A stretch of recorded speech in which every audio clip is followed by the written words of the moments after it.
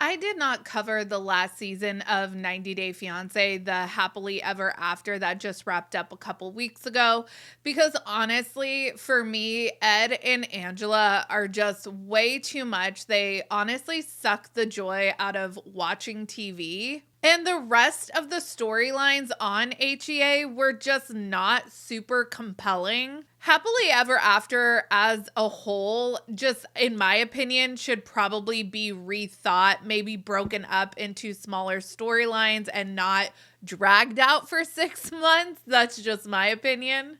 But after the struggle that was Happily Ever After, we finally have a brand new season of 90 Day Fiancé The Other Way with mostly brand new cast, and it is delivering. The Other Way is probably my favorite in all of the 90 Day Fiancé spinoffs, so I am just super excited to have this season back. Season 4 premiered a couple weeks ago, and you guys, we have to talk about Danielle and Johan because their storyline is truly wild. Let's get into today's video.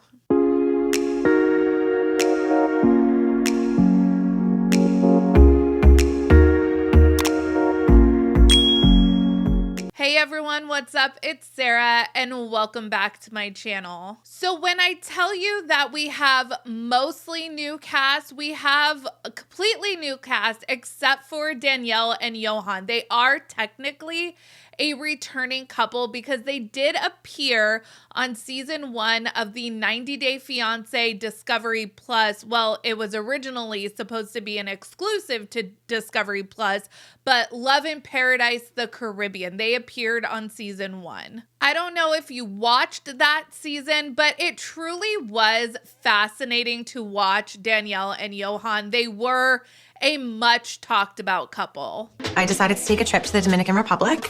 Put your hands in the air. And that's where I met Johan, my Prince Charming. Johan is 32 years old, and he was a personal trainer at the hotel that I was staying at. When I saw him, the first thing I said was, I'm going to marry this man. Like, that's the one. And I remember pointing. We could not be more different humans. He's 10 years younger than me. He lives in another country. He speaks another language. And we literally can't see eye to eye because there's like a 2-foot height difference.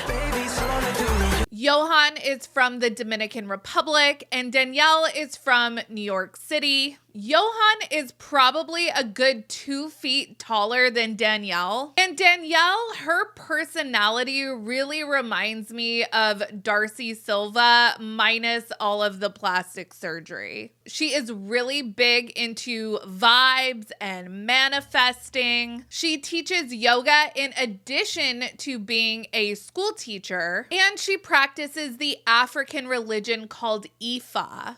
Danielle and Johan actually got married at the end of the first season of Love in Paradise, so many of us viewers speculated that we would see them on some iteration of a spinoff in the franchise at some point. Where we left off with them in Love in Paradise was that Danielle was set to return to her job as a teacher in the city, and she was going to be filing the paperwork to bring Johan over on a spousal visa. Well, plot twist. So that brings us up to present day where we see Danielle and Johan cast on 90 Day Fiancé The Other Way Season 4. The Other Way. This particular franchise is all about Americans who have international love interests, and they are making arrangements to permanently uproot their lives to join their international love in their country. Here is the problem with Danielle and Johan. I am 99% certain that Johan was under the impression that whatever spinoff they were going to be appearing on, it was going to be maybe before the 90 days or a 90 Day Fiancé OG season. I do not think that he knew that they were cast on The Other Way. And the reason why I think this is because the whole plan was for Danielle to be doing all of the paperwork to bring Johan to the United States. But Danielle has decided that she wants to get out of New York as soon as possible. and she wants to permanently move to Johan's country, Dominican Republic. The only person not in the loop so far is her husband, Johan. What does Johan think? So Johan thinks that we're going to live in the Dominican Republic until his visa interview is scheduled and his visa is approved, and then we're going to come to the U.S. when he gets his green card. That's like the plan in his head. But I haven't applied for the visa yet. We have to get a lot done this week. We have to find an apartment. Is like the most important thing to me. I have to somehow explain to Johan that we're never going to New York. We have a lot to do. Come on. I have a love-hate relationship with New York. I feel like New York is a toxic boyfriend. You can't get away from him. You love him so much, but you know that he's making your life worse. I just wanted to comment on a couple things that Danielle had to say about New York. I actually lived in New York for about 4.5 years. I'm originally from Los Angeles. I now live in Florida, but I understood a lot of what she had to say about New York. Life in New York can be absolutely wonderful, but it can also be extremely difficult. You need to make a lot of money to live there and just squeak by. She is not wrong about that. Life is very expensive, and literally everything, the most basic tasks, are much more difficult to accomplish there than they would be in other parts of the United States. I was actually just talking to one of my best friends. We actually moved out there together, and she stayed after I moved back to California. She lived there for 10 years, and she recently just moved. And we were just discussing how easy things like grocery shopping were. But while things like grocery shopping, getting laundry done, things like that can be extremely difficult in New York can be a truly wonderful place. New York is truly a melting pot of culture, music, theater, tons of wonderful food options from all around the globe. It's an experience like no place I have ever lived. When this season premiered, a lot of us have been left scratching our head at some of Danielle's life choices. She reveals to her friends that if she were to work 1 year longer as a teacher in New York, she would earn an extra $15,000 a year on her pension. Pension jobs are not that common anymore, so for her to shrug that off left a lot of us baffled.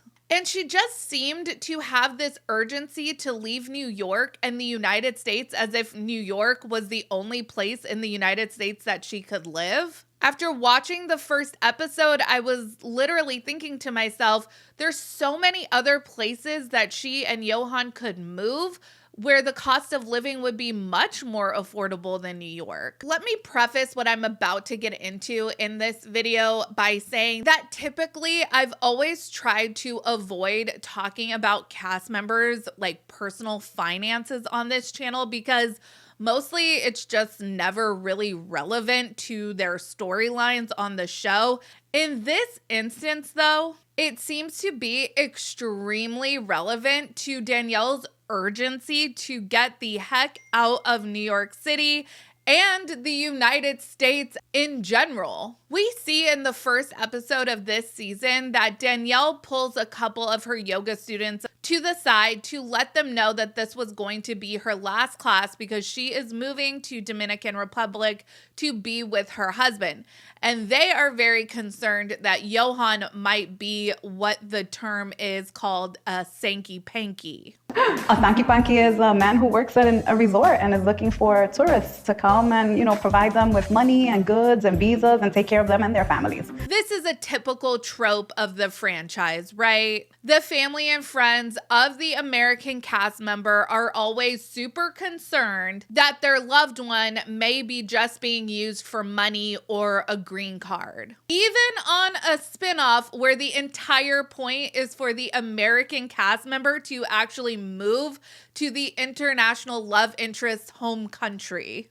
I have long criticized how much I don't like when I see some of the American cast members seem to hold their spouses or their partner's immigration status over their head like some sort of bargaining chip. That's always felt super gross to me. We saw Ashley do this with Jay on their season. We saw the OG Danielle do this with Muhammad on their season.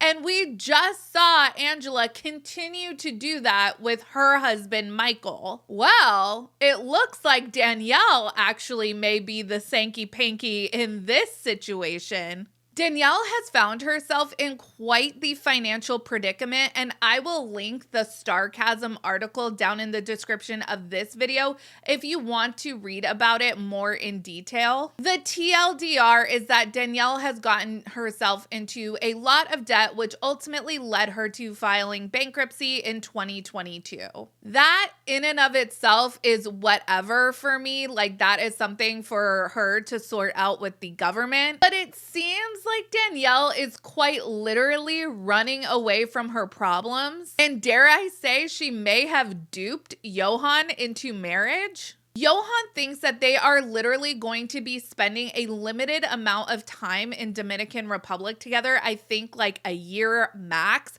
while Danielle gets the paperwork going for the spousal visa, and then they're going to be moving to the United States together. That is what Johan is under the impression that the plan is. But Danielle literally blows up this entire plan the second she touches down in DR.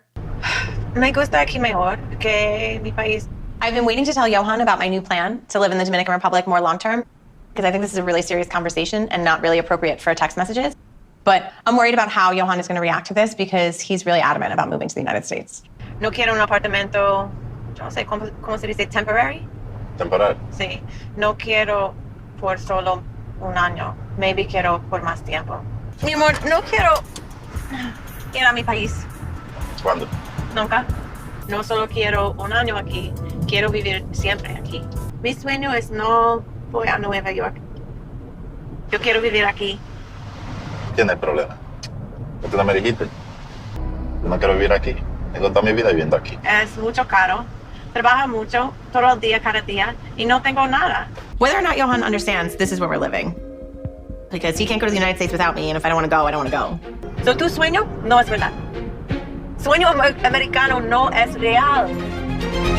Now, if you are going to completely bamboozle your brand new spouse, I guess ripping off the Band-Aid as soon as you get there and not letting it fester for weeks or months or even a year is the better way to go. So let's give Danielle some kudos there. In the first episode of this season, we see Johan describe how he is looking forward to earning a living in the United States, not only to better his financial situation, but to also be able to help his family members back in DR. This is a pretty big deception that Danielle is pulling over on Johan, and honestly, it's kind of uncomfortable to watch. Danielle meets up with a couple of her friends before she actually leaves for DR, and they are just astounded by her lack of financial planning. What are you gonna do there?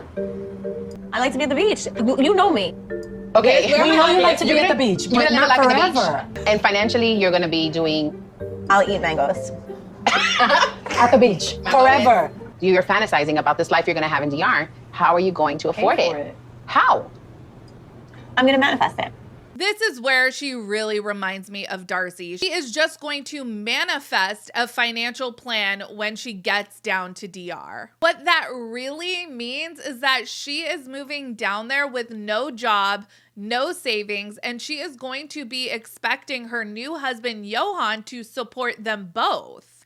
Her friends, as well as Johan, have both told her that vacationing in a place and actually moving to that place is a completely different experience. She says that she just wants to lay on the beach and eat mangoes. It's also really interesting to me that Danielle complains so much about how hard life is in New York, but it's not exactly like she's moving to an easier life in Dominican Republic. She immediately gets there and talks about her need for air conditioning and the fact that she has a 10-step skincare routine. So it seems like escaping her financial problems is actually more of a priority to her than trying to make her daily routine easier.